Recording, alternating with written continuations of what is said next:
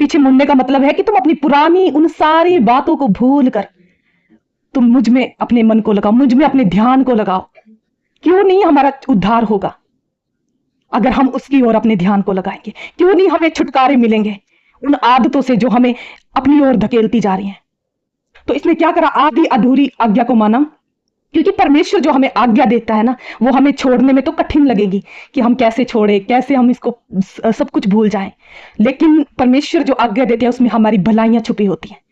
वो हमें उत्तम आज्ञा देता है जिसमें हमें भलाई, हमें आज लगता है ना कि हम परमेश्वर की आज्ञा मानकर क्या करेंगे, लेकिन परमेश्वर जब भी किसी को आज्ञा देता है ना, उसके लिए वो उत्तम से उत्तम द्वारों को खोल देता है। उसकी आज्ञा पर हमें क्या नहीं करना, शक नहीं करना। ऐसे जैसे पत्नी, उसकी पत्नी का सदोम, लूत पत्नी का जो शरीर था वो तो सदोम गमोरा से बाहर निकल गया था, लेकिन उसका दिल और उसका मन वहीं ऐसो आराम और पुरानी बातों में, पुरानी जिंदगी में भटका हुआ था, उसी चीज में। देखो, हमें परमेश्वर के पीछे चलते समय क्या करना, संसारिक धन दौलत और पुरानी बातें, ये सारी जो हमारी पुरानी आदतें, जो मतलब हमें क्या करना पड़ेगा। परमेश्वर नहीं चाहता कि वो आधा अधूरा छोड़े, परमेश्वर चाहता है पूरी तरह से इन चीजों से अपने नाता को तोड़ो। चाहे पुराने दोस्त हो, पुरानी अन्य जाति की संगति हो, और पुरानी बातें हो, पुरानी यादें हो, पुराने इमोशनल हो। क्योंकि हमारी आज वही पहचान हो जाएगी जहां हम इमोशनल करके लोगों को यही दिखाना चाहेंगे कि नहीं, हमारे जीवन में ये घटा है, तुम मुझे इसी के रूप में देखो, है ना। तो हम आज ये दिखाना चाहते हैं दूसरे को कि हाँ, मुझे आज उस बहन ने बहुत गलत बोल दिया और मैं निराश बैठी हूं, आज मुझे उसने वो बोल दिया, मैं कैसे उसको माफ कर दूं।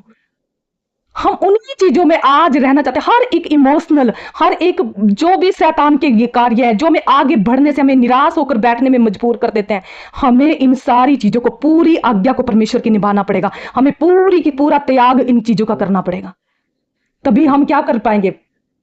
और जैसे वचन भी कहता है कि पुरानी बातें बीत गई, देखो सब नई हो गई। क्या आज सच में हमें अपने अंदर झांक कर देखना है, क्या सच में हमारी पुरानी बातें मतलब हम भूल चुके हैं? क्या सच में गलत आदतें हमने छोड़ दी हैं?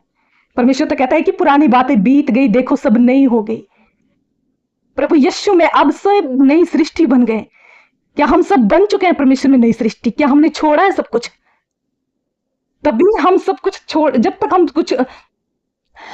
सब कुछ छोड़ेंगे नहीं, जब तक हम सब कुछ त्यागेंगे नहीं, तब तक हम क्या करेंगे, हम उसकी नई सृष्टि को अपने जीवन में नहीं देख सकेंगे, जब तक हम इसी में ही पड़े रहेंगे, है ना। और हमें पुरानी बातों को छोड़कर हमें क्या करना, आगे की ओर बढ़ना। यदि लूत की पत्नी उस वक्त पीछे मुड़कर ना देखती तो शायद वो नाश होने से बच जाती, क्योंकि उद्धार उसके बहुत करीब था।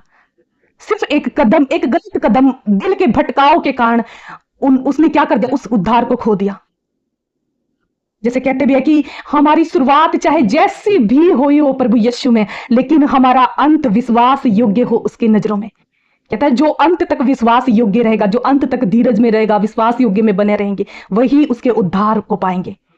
हमारे जीवन का हर भटकाव को हमें आज छोड़ना पड़ेगा। एक बार जब हम छोटे से मतलब पाप, बुराई और गलत रास्तों को यदि हम छोड़कर परमेश्वर की राह पर आगे बढ़ते हैं, तो उस अतीत, उस पीछे जीवन की तरफ हमें क्या नहीं करना, हमें उस सारी चीजों को, हमें उन तरसती हुई आंखों से नहीं देखना कि हाय मैंने क्या छोड़ दिया, मैं वही अच्छी थी। लेकिन हमारा पूरा फोकस आज परमेश्वर की नई शुरुआत पे, नए जीवन पर, और पूरा ध्यान हमें परमेश्वर पर लगाना है। क्योंकि वचन कहता है वे पुरानी क्या करेगा, वो पुरानी मस्कों में नया दाख रस नहीं भरेगा। यदि हम क्या करेगा, अपने जीवन की, अपने इस कटोरे में से, यदि दीदी ने बहुत अच्छा एक दिन वचन बोला था कि हम क्या एक हांडी के समान है, जब तक इसमें हमारी गंदगी रहेगी वो अपने आप को कैसे भरेगा। जैसे काना नगर में भी हम देखते हैं, वहां पर तो जब तक उसने पुराने उस जल को जिससे लोग हाथ पांव धोने पे इस्तेमाल करते, जब तक उसने वो नहीं हटाया, जब तक उसने उसमें जल कैसा भरा गया, नया भरा गया, ताजा भरा गया। और जब हमें वो स्वर्ग का अपने आप को भरेगा, तो सच में परमेश्वर हमें सिर्फ भरेगा ही नहीं, लेकिन उन 6 मटकों के समान परमेश्वर हमें उत्तम से उत्तम दाख रस में बदल देगा। और ना हमें बदलेगा, लेकिन जहां कहीं भी वो दाख रस उंडेला जाएगा तो लोग सच में हमारी गवाही देंगे कि ये उत्तम दाख रस अभी तक कहां चुरक छोड़ा था।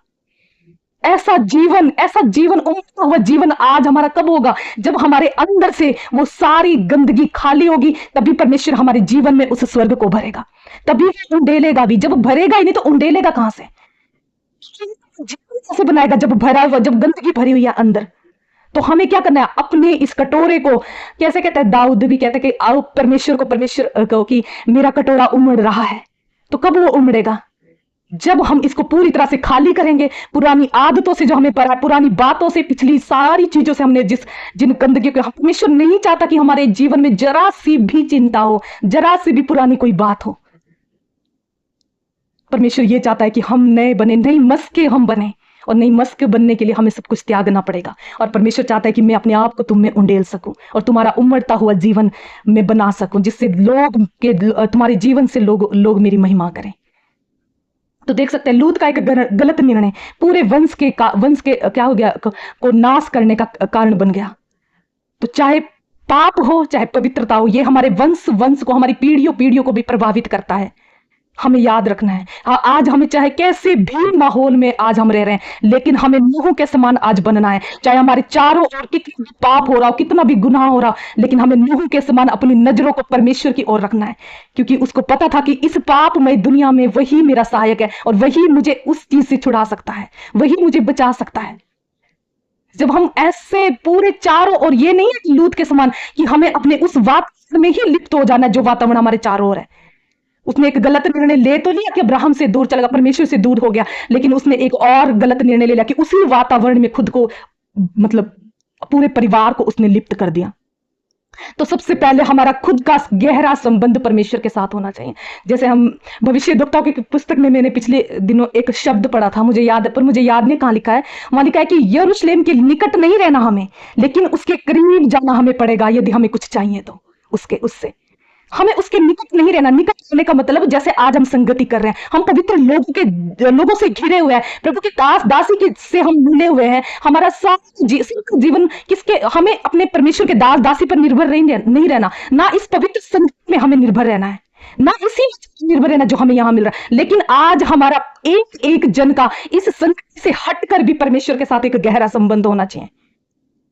हमें यह नहीं सोचना कि जब हम मुसीबत में पड़ेंगे, जब हम मतलब किसी संकट में पड़ेंगे तो दासी है हमारे लिए प्रार्थना करेंगे, है ना। लेकिन यदि हमारे पिता के साथ खुद का संबंध नहीं हुआ तो हम जीवन की कई निर्णय गलत भी ले सकते हैं। और लूत का संबंध अब्राहम के साथ तो था, परमेश्वर के दास के साथ था, लेकिन सब कुछ, और उसके पास सारी आशीषित का कारण अब्राहम भी हो सकता है, क्योंकि जब वो उसके साथ था बहुत सब कुछ उसके पास था, आशीषित थी, सब कुछ था। और वो हम देखते हैं कि लेकिन जैसे ही अब्राहम उस परमेश्वर की उपस्थिति से गया, उसने सारी आशीषों को भी खो दिया। तो हमें आज कहां होना चाहिए? कहीं ऐसा दिन ना हमारे जीवन में आए कि कभी संकट के समय सच में कई बार हम अकेले पड़ जाएं, कोई हमारे प्रार्थनाओं करने वाला ना हो। फिर क्योंकि अगर एक बच्चा मेहनत नहीं करेगा पूरे साल भर, अपने दोस्तों पर डिपेंड रहेगा कि ये हमें पेपरों में बता देंगे या ये वाला बता देगा, ये बाय चांस ऐसा हो गया कि वही बच्चे, वही जिस पर उनका भरोसा था, वही कहीं दूर जाके बैठ के और दूसरी जगह अपने एग्जाम को देने लगे, तो वो तो रह जाएगा जिसने पूरे साल भर उन पर डिपेंड रहा। तो हमें क्या करना है? अपने जीवन को परमेश्वर के करीब इतना कर लेना, इतना उसके करीब आ जाना है कि अपने संबंध को उसके साथ स्थापित करना। हमें एक दूसरे पर भरोसा नहीं करना, हमें मनुष्य पर तो बिल्कुल भी भरोसा नहीं करना, लेकिन परमेश्वर पर ही हमारा भरोसा होना चाहिए। अगर लूत का भरोसा किस पर था? अभी तक अब्राहम पर था, लेकिन जैसे वो दूर हुआ, अगर उसके साथ सच में उसका संबंध परमेश्वर के साथ होता तो वो अपने जीवन में उन सारी आशीषों को खोते हुए नहीं देखता जो अभी तक उसने परमेश्वर की उपस्थिति में और परमेश्वर के दासों की उपस्थिति में उसने पाई थी। तो हमारा जीवन कैसा होना चाहिए? हमारा जीवन एकांत में परमेश्वर के साथ भी होना चाहिए, उसके गहरा संबंध हमारा होना चाहिए। हर दिन प्रार्थना हमारी होनी चाहिए, हर दिन संगति, प्रार्थना संगति हो ना हो, उसके साथ बेशक हमारा मतलब घर में भी चाहे कितना भी ऊपर, उसको हमें चाहे हमें 24 घंटे में 1 घंटा हमें परमेश्वर के साथ जरूर उसके साथ बैठना, ताकि हम हर दिन उसकी युक्ति, शैतान की हर युक्तियों से हम बच सके, क्योंकि वो तो हर दिन युक्तियां बनाता है कि कौन किस तरह से फंसे और कौन कैसे भटके।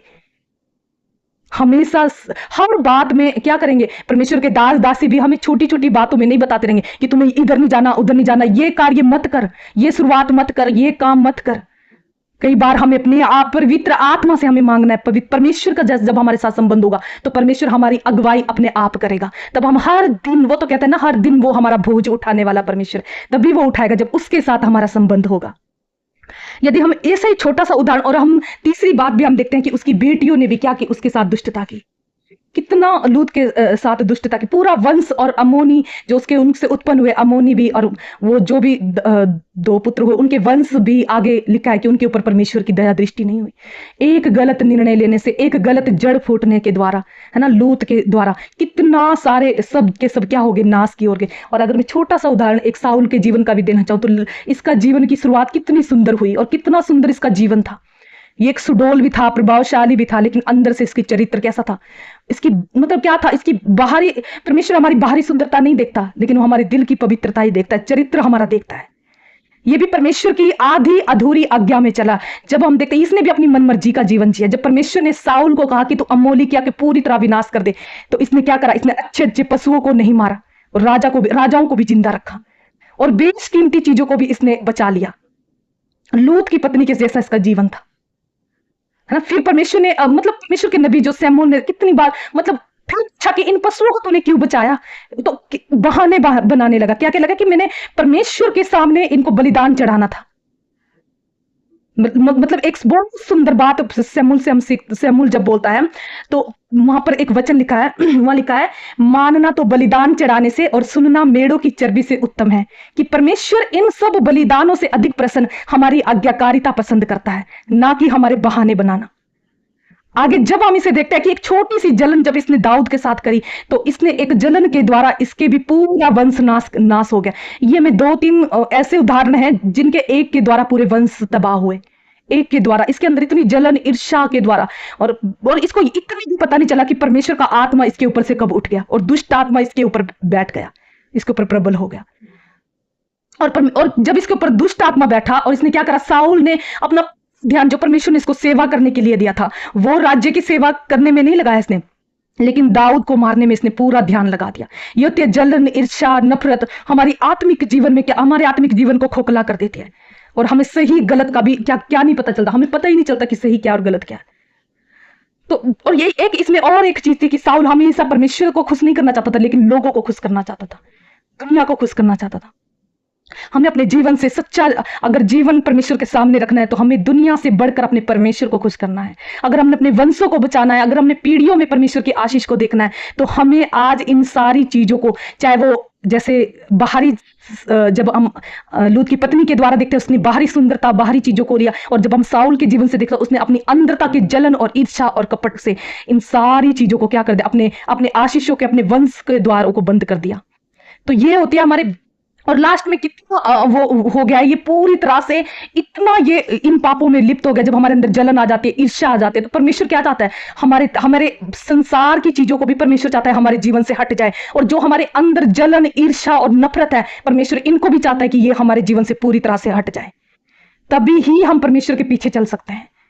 जब साउल की इतनी अंधी आंखें होगी उस जलन के द्वारा, तो लास्ट में जब वो इतने बड़े संकट में पड़ा, तो परमेश्वर के सामने गिड़गिड़ाने से ज्यादा उसने एक जादू करने वाली स्त्री के सामने गिड़गिड़ाने लगा।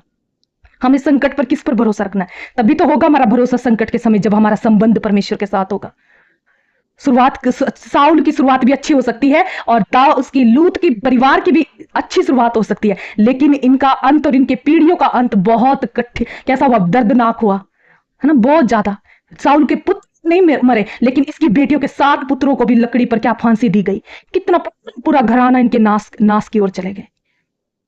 तो आज चाहे हम अपने अंत की, हमारी अंत की, मतलब जब हमारे पास आज मौका है तो हमें अपने अंत को अपनी शुरुआत से बेहतर और खूबसूरत बनाना है, अपनी शुरुआत से बढ़कर हमें पिछला सब कुछ भूलकर परमेश्वर की ओर अपने ध्यान को लगाना है, और जो सब कुछ करने में मतलब सामर्थ्य है। यदि लूत की पत्नी नमक का खंभा बनकर नहीं कर पाई, पश्चाताप नहीं कर पाई, और साउल अपने वंश को अंत के समय नहीं बचा सका, ना लूत बचा सका, ना साउल बचा सका, तो छोटी छोटी गलतियां ना हमें संसार का होने देती, ना परमेश्वर का ही होने देती।